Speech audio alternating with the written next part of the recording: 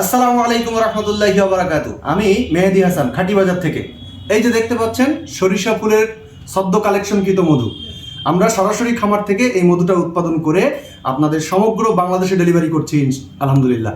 তো এই যে দেখতে পাচ্ছেন, এই যে আজকে এই যে জার করেছি, এগুলো কিন্তু কিচ্ছু থাকবে না, কিচ্ছু থাকবে না, সব চলে যাবে, কিচ্ছু থাকবে না।